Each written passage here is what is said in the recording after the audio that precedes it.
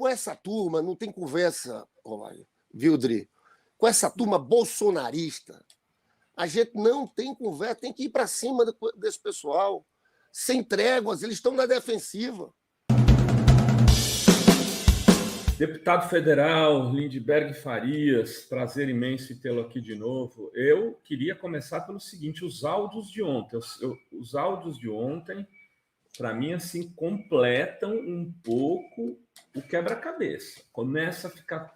Se já estava claro para a gente, Lindbergh, acho que agora começa a ficar comprovado, ou eu estou enganado? Não, eu acho que você está certíssimo, Rovai. Eu acho que a gente tem que montar logo essa CPI. Eu já começo a sentir aqui que os deputados da base bolsonarista estão querendo recuar. É um movimento claro de recuo nesse momento. Porque eu acho que se a gente instala a CPI, depois desses áudios, Dri e Rovai, eu acho que a gente vai ter condições de caminhar sobre a autoria intelectual da tentativa de golpe, que para mim não resta as dúvidas que Bolsonaro estava por trás de tudo. Mas se a gente quebra o sigilo telefônico, telemático, do tenente-coronel Mauro Cid, do coronel Elcio Franco, do ex-major Ailton Barros, é aquele entorno, na verdade, eles todos estavam tramando um golpe. E eu acho que a gente vai ver as pegadas claras do Bolsonaro.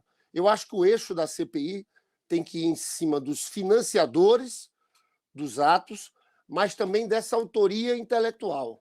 Você sabe que o celular do Bolsonaro já foi apreendido naquela última busca e apreensão feita pela Polícia Federal. O celular dele e o celular da Michelle Bolsonaro. Então, eu acho que a CPI agora é muito importante para a gente dar luz a todo esse processo. E funcionaria, você sabe, tem as investigações comandadas por Alexandre de Moraes, que tem sigilo, que tem uma linha de investigação, essas nossas funcionariam em paralelo. A gente já poderia começar a instalação da CPI com a quebra de sigilo desses três personagens: Coronel Elcio Franco, Tenente-Coronel Mauro Cid e o ex-major Ailton Barros. Vai.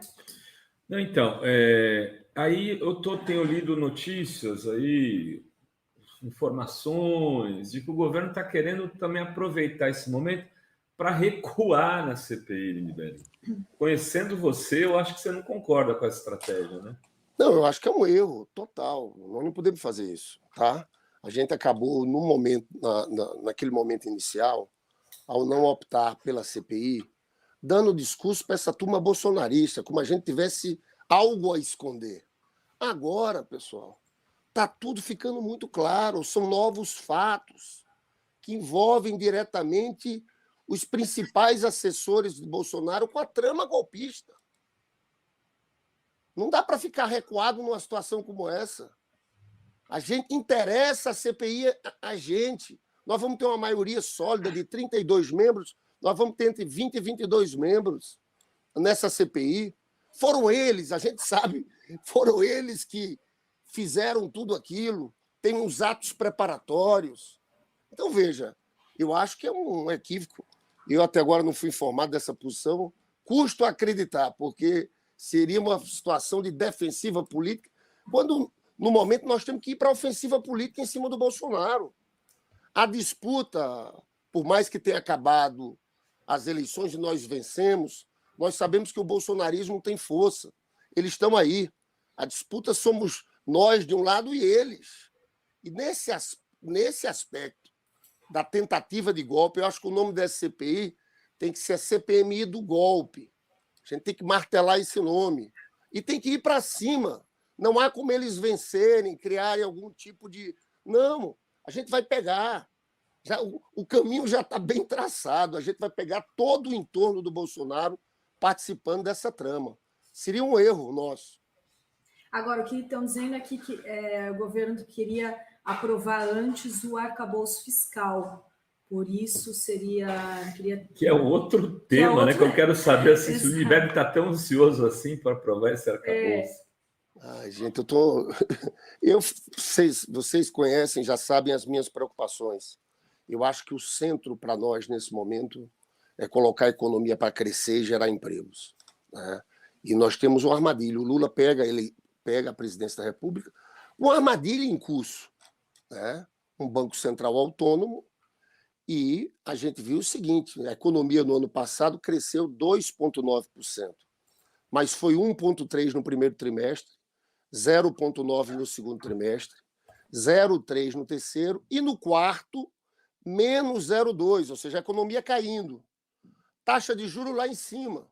Na verdade, eu estava vendo a ata do Copom, dessa última reunião do Banco Central, né, que eles mantiveram a mesma taxa de 13,75%, mas isso significa elevação dos juros reais, porque a inflação está caindo. A inflação no Brasil está desabando. Então, num momento como esse, Rovai, para mim, o fundamental é o crescimento econômico. E a política fiscal, nesse sentido, é muito importante. Eu lembro daquela crise econômica mundial que houve em 2009 e 2010. E a gente se saiu muito bem, porque o presidente Lula, naquele momento, o que ele fez? Ele pisou no acelerador. Ele aumentou investimentos, aumentou gastos sociais. Para você ter uma ideia, o aumento de despesas em 2009 foi de 9,5%, em 2010 de 16%. E não necessariamente você aumentar a despesa, você aumenta a relação dívida-PIB. Pelo contrário, naquele período caiu, porque a economia brasileira estava crescendo. O meu medo com esse arcabouço é que eles travem muito o governo, principalmente porque o relator, Carlos Cajado, o que tem falado aí, ele vai piorar muito o arcabouço, vai colocar travas, que vão ser travas que podem trazer, na minha avaliação, um prejuízo para o governo do presidente Lula. Eles estão querendo retomar uma coisa que é contingenciamento bimestral. O que é isso? Como o Haddad estabeleceu a meta de resultado primário, déficit primário zero em 2024, se a gente não aumentar muito receita, com esse contingenciamento bimestral, eles podem, em fevereiro, ter que fazer um corte grande em vários programas sociais, investimentos, justamente no momento que a gente precisaria acelerar a economia, porque nós estamos numa situação de estagnação econômica, né? Então, nós estamos com muitas preocupações. Agora, veja bem, o arcabouço estão dizendo que vota aqui na próxima semana, dia 16. Ou seja, não é incompatível, você vota o arcabouço e monta a CPI, né?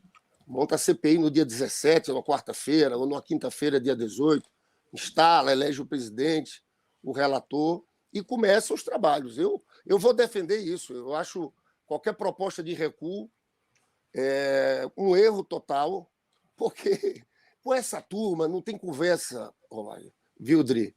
Com essa turma bolsonarista, a gente não tem conversa, tem que ir para cima desse pessoal, sem tréguas, eles estão na defensiva. Está vendo aqui todo mundo falando, agora eu conversei com um deputado aqui que disse que o Bolsonaro tem chorado muito. Falado Chorou muito na Jovem Pan, inclusive. Está chorando muito. Está com medo de ser preso, porque são muitos elementos. Olha, esse inquérito do Alexandre Moraes, ele quebrou o sigilo de muita gente. Ao quebrar o sigilo de muita gente, vão surgir inquéritos filhotes, né? Já tem um inquérito que é sobre a rachadinha do cartão corporativo comandada pelo tenente-coronel Mauro Cid, né? Eles pegaram a partir da quebra de sigilo dos atos antidemocráticos. Eles começaram a ver, fizeram uma investigação e eles faziam desvio de cartão corporativo, pagaram até a conta da Michele Bolsonaro. A Michele Bolsonaro usava um cartão de crédito de uma amiga. Olha que história. Isso aqui é uma só. O outro filhote é esse da vacina, né? Da fraude do cartão de vacina. E vão surgir muitos outros. Eu acho que isso aqui tem um potencial não só mostrar o envolvimento do Bolsonaro como autor intelectual no ato do dia 8, mas vão surgir muitos casos envolvendo corrupção da família Bolsonaro. O Lindbergh, que papel que você acha que tem o Mauro Cid nisso tudo, né? Assim, um personagem que parecia só um carregador de mala do Bolsonaro, né? Parecia um cara que só ficava ali fazendo filminho. Mas agora a gente vê que, por exemplo, entre outras coisas, eu fiz um Fala Rovai falando aqui esses dias sobre isso, me chamou muito a atenção o fato de ele ter esses 30 mil dólares na casa dele, aproximadamente 30 mil dólares. 35 mil dólares, encontrado em dinheiro vivo na casa dele. Sendo que a APF descobre que ele pegou esse dinheiro dias antes do Bolsonaro voltar dos Estados Unidos. E ele foi para Viracopos, em Campinas, para ir para Miami e voltar. Quer dizer, e ainda não se sabe se ele declarou ou não esse recurso. Se não declarou, como eles mesmos adoram falar, pode ter vindo na cueca. Não declarou, veio aonde? Na meia, na cueca, no sutiã? Da onde que veio isso daí? Tem algum lugar, porque... E esse é o mesmo cara das joias. Você acha que a gente está descobrindo o PC Farias, levando para o teu momento histórico lá, quando você liderou o impeachment do Collor? Seria um pouco o PC Farias esse sujeito, ou ele é um personagem um pouco ainda diferente? O Bolsonaro tem o seu PC, são os seus próprios filhos? Olha, eu acho que ele tem alguma diferença do PC, porque ele é aquele cara que... Ele é o faz-tudo do Bolsonaro. Ele movimenta o dinheiro do Bolsonaro. Nesse sentido, pode ser mais fácil ainda achar uma ligação dele com o Bolsonaro.